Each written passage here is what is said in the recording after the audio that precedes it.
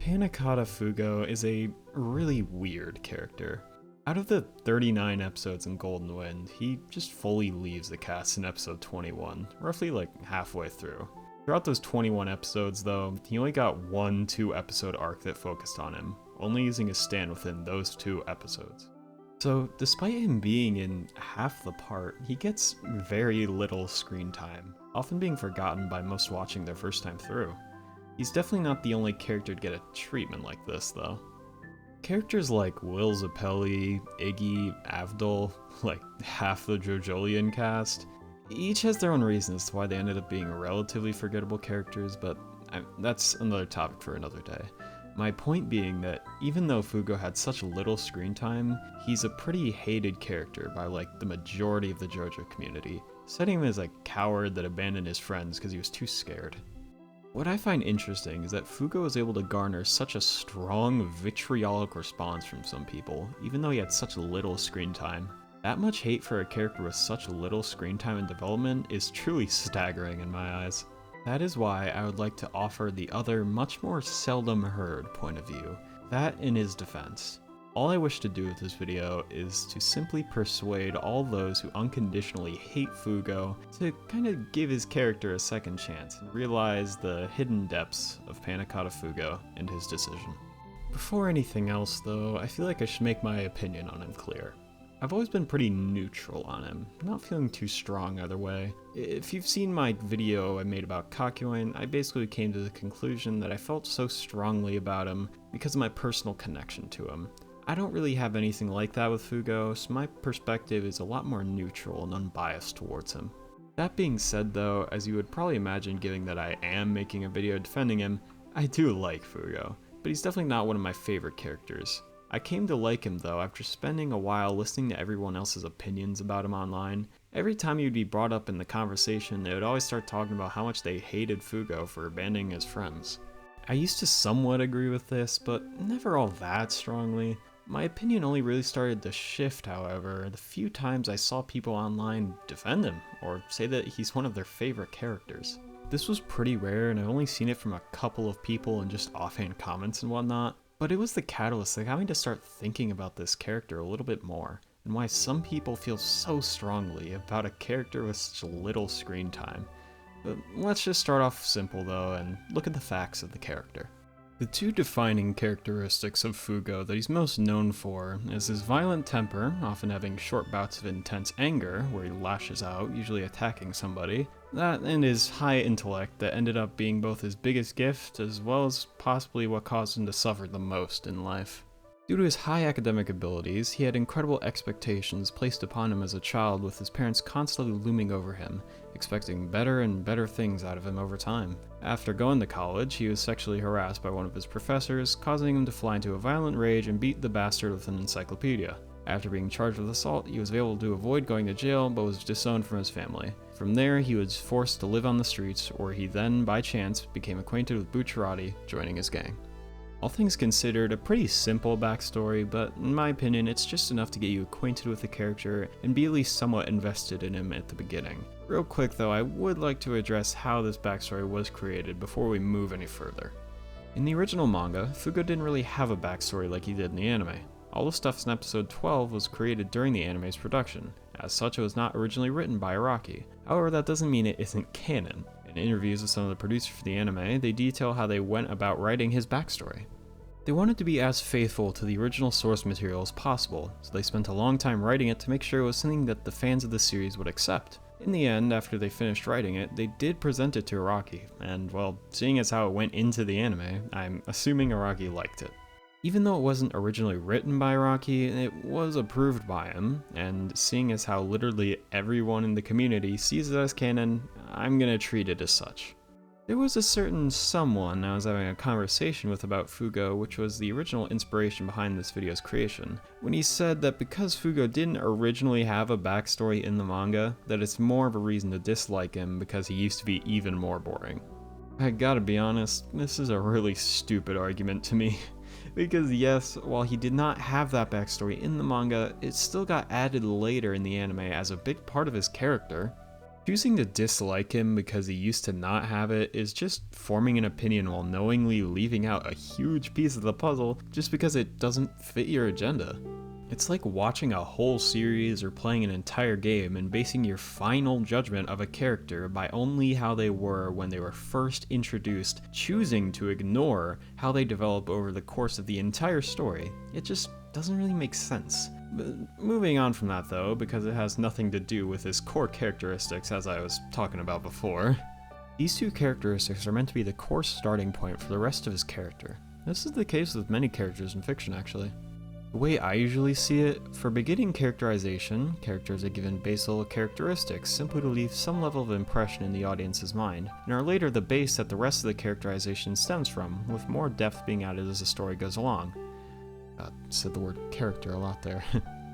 We do see this from Fugo somewhat throughout the beginning of the story when he is still around. Given the two beginning characteristics of very smart and anger issues, it goes on to build on that, with his backstory explaining how these characteristics came to be.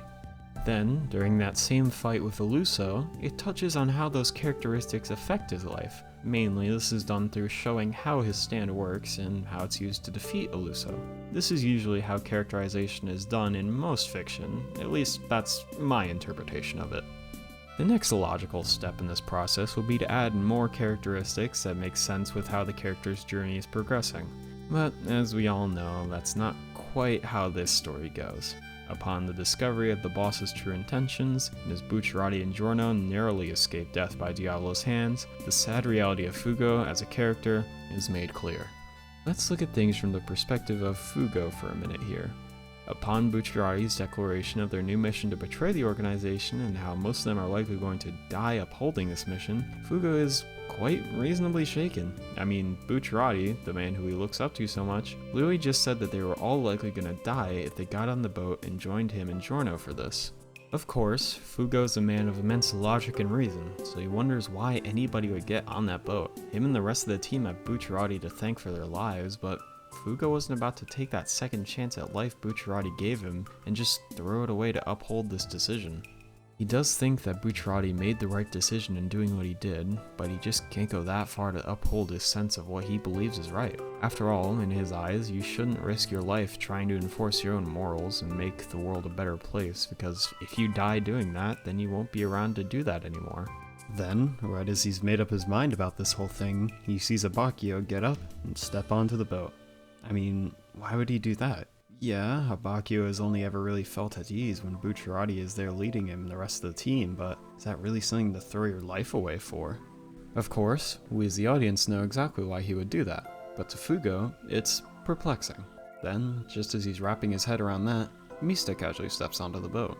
Fugo wonders how he could do something like that so casually. This is something that would require careful consideration. It is likely the decision that would choose whether you live or die, so why was he being so casual about it? The only other person on his side is Narancia, and he looks really scared. Surely he must care about his life too much to follow all the others, and at first he does.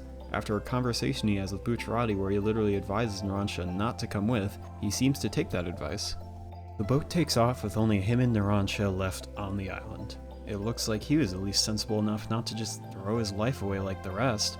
But after muttering some stuff to himself, when he sees Trisha's wrist, remarking he's the same as her, he dives in after the boat, screaming about how they're the same. Fugo wonders why he would do that for somebody he barely knows. But then, next thing he knows, he looks around to see that he is alone, standing and watching as all of the friends he has ever known sail off into the distance, surely heading towards their own demise. Each of them has their own reasons as to why they followed Bucciarati onto that boat, and they're all perfectly valid reasons, but that's just how Fugo sees it. It really hurt him to make this decision, but you have to remember, as Abbacchio literally says at the end of the scene, that was his choice to make. He was given a choice. Risk your life to uphold the morally correct decision, or leave it in the hands of your comrades who you trust. He made his decision to part ways with them at the very beginning of the scene, but when he saw literally all his friends make the other choice to leave one by one, he did not fold under the pressure. He was confident in his decision and stuck by it all the way through.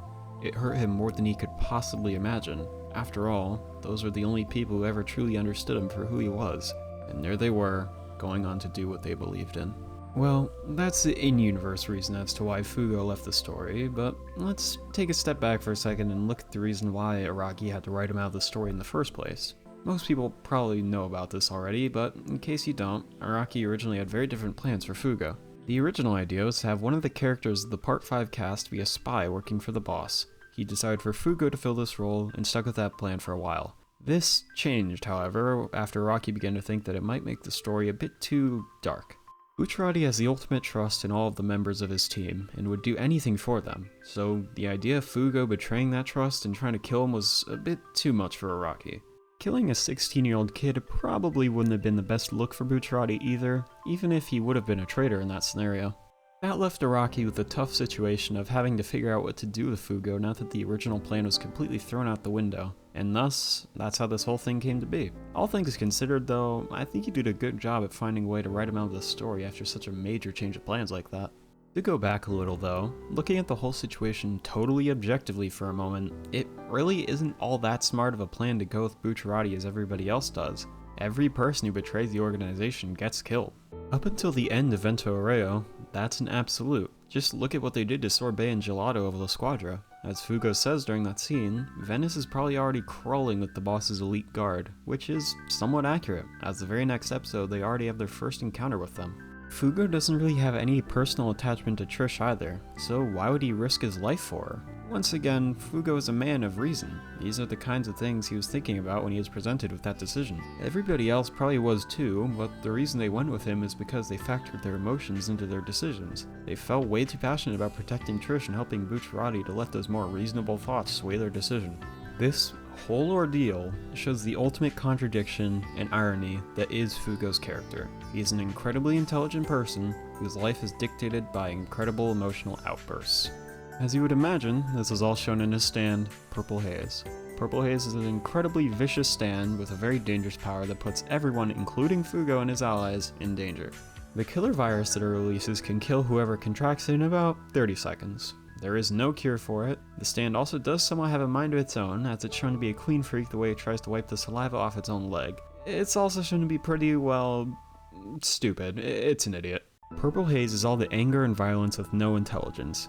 It perfectly represents the anger that he tries to repress, the side of himself that he hates. That's why he's said to rarely ever use his stand, as not only does it obviously pose an incredible liability to everybody around, but it's also everything he hates about himself. He always tries to remain the intelligent, composed person he wants to be, but has had his life ruined by the incredible anger that he feels. Fugo as a character is a walking contradiction, which seems to be the main source of his inner strife. Fugo is a kid who has been abused and mistreated his entire life. Every time he looks at his stand, he feels incredible anger for the person he has become. Even more so than that, however, he feels confused. His life is torn between these two sides that have both led him to only pain in the past. His incredible intelligence was the thing that caused his parents to mistreat him, constantly expecting only the best from him and nothing less. And his anger was what led him to getting expelled from college and caused him to live on the street. He doesn't like either side of himself, but he felt like he had to make a choice on which side he should commit to. And thus he chose his intelligent side, because he felt like that was the only way he could possibly do any good in the world, as his anger would only cause suffering to all those around him. In the process though, he committed too hard to the intelligent side, thinking that in order for him to move forward with that side of himself becoming his main personality, that he couldn't allow himself to feel any emotion at all. Therefore, he completely and utterly began to repress all of his anger, not knowing that it would only cause it to rage even harder when it is released. He bottles up all his emotions, thinking that will solve everything. But, of course, it doesn't. Yet he continues to do so, thinking it's the correct course of action, simply because, well, he's a kid. It can kind of be easy to forget that sometimes, especially in a series like JoJo, where Giorno is 15 for Christ's sake, but it should still be remembered because it is important to his character. Fugo is a confused, scared 16-year-old kid. Granted, Giorno is 1 year younger, and everybody else in the part is around that same age, but that's more of a larger issue I have with the whole medium of anime in general. Maybe one day I'll get into that a bit more, but this video is about Fugo, not annoying anime tropes. I think Fugo is the only character in Part 5 whose age is integral to their character. Sure, Narancia's age is also somewhat important to his character, but in my opinion it doesn't play as much of a role as it does in Fugo's story. Fugo's whole backstory was about him going to college at a very young age, which is likely what caused his professor to sexually harass him in the first place, causing all that chaos in his life that led him to where he ends up later down the line. It's kind of ironic that Fugo strives to have the intelligent part of his personality be his whole personality, and yet he makes the definitely less than smart decision to repress all of his anger in order to do so. Yeah, he may be incredibly smart, but he is just a 16-year-old kid. He lacks experience in life. I mean, granted, I'm not really one to talk because I'm only 2 years older. It's not like I have much more than him, yet I still know that that's not the way to solve anger issues. Fugo repressing his anger in the way he does only makes it worse. He just doesn't know that because he's a kid. He's far more interesting as a character because of his flawed logic, and that only makes me wonder if Araki's original plan for Fugo in the story would have ended with him overcoming his anger in a healthy way, and realizing that he shouldn't just repress that entire side of himself. He should merge the two into a new, unique, and healthy personality, kinda like the way Giorno did all throughout the part, as Giorno is a combination of both Jonathan and Dio. Throughout the part, he's constantly switching between the kind, forgiving personality of Jonathan Joestar and the cruel, unrelenting personality of Dio Brando. Then, at the end of the part in the final conflict, he learns to combine both and become his own unique character by the end of the story. In that way, Giorno and Fugo are foils of one another. Both struggle with two sides of their personality that they constantly are torn between, but deal with it in two different ways. Giorno combined the two to make something new. Fugo tried to erase the side of his personality that he didn't like and tried to make his entire personality the one part he thought could actually do some good in the world. That's why, even though I think it would have been pretty dark, Araki should have gone through with the original plan for him to betray the group. It would have been so cool to see Giorno and Fugo fight, given that they both struggled with the same thing and just dealt with it in two different ways. It could have been really good for Giorno's character as well, because that could have been the definitive moment where he merges his Jonathan and Dio personalities and would be the reason why he wins the fight, then setting him up for the final conflict with Diavolo. Now that I've gone over all of that, I want to revisit that final decision he made on the shores of Venice. We now have a clear picture of his character, all that he was struggling with, and all that shaped him to be the person that he became. Now, all we have to do is apply that to the scene. Fugo is given his decision: betray the organization and almost certainly die in the process to save the innocent, scared girl Trish, or remain loyal to the organization but lose all the friends you've ever had in the process and turn a blind eye to the grand injustice of the whole organization. Ever since he was disowned by his parents and picked up by Bucciarati, he has made the decision to commit solely to his intelligence and try to kill his emotional side. He thinks that's the only way to move forward with himself as a person and not be a burden to those around him. To finally make those he loves proud of him for the first time in his life. Yet, when he is finally given a big choice to be the intelligent, calm, helpful person he's always wanted to be, it's not what he envisioned it as. The smart, more practical decision to stay loyal to the organization is not what will make his friends proud of him like he thought it would. Instead, it's the emotional and more illogical decision that would make them proud of him. He's thrown completely into disarray and is confused. He's been trying all this time to kill his emotional side because that's what hurts everyone around him, and yet everybody else is making these emotional, irrational decisions to march to their own deaths. He thought they would want him to be the opposite, to be the smart one of the group. Therefore, his final decision is to abandon his friends or abandon the person he wants to be. Of course, these aren't really his only two decisions. Him making the emotional decision to follow his friends doesn't make him dumb. He could just follow his friends, and then throughout the rest of the journey with his friends, he could realize that you don't have to be a completely emotionless person to also be smart. There's obviously a middle ground between being an emotionless genius and an emotional idiot, but Fugo doesn't see that in this moment because he's just an inexperienced, scared, and confused kid.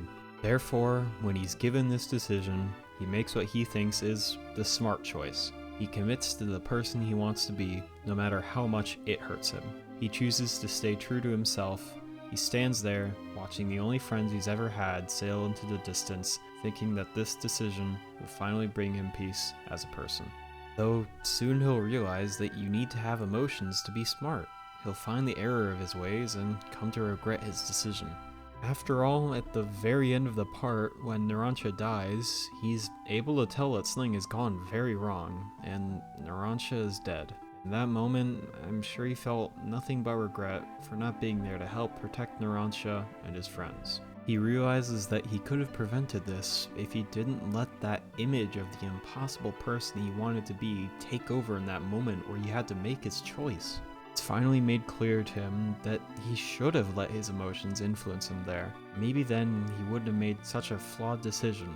But, like Abbacchio said, that was his choice to make. That's really just my opinion though. You can think whatever you want about him. I just hope I was able to convey that there is much more to Fugo than most people ever consider. He's a very flawed character, and if you don't like him for that, that's okay. But after all, what's a character without flaws? If a character has no flaws, then there's no discussion to be had. There would be no nuance to the story. No matter your opinion of Fugo at this point, you have to admit that there is without a doubt an interesting discussion to have. Thank you for watching.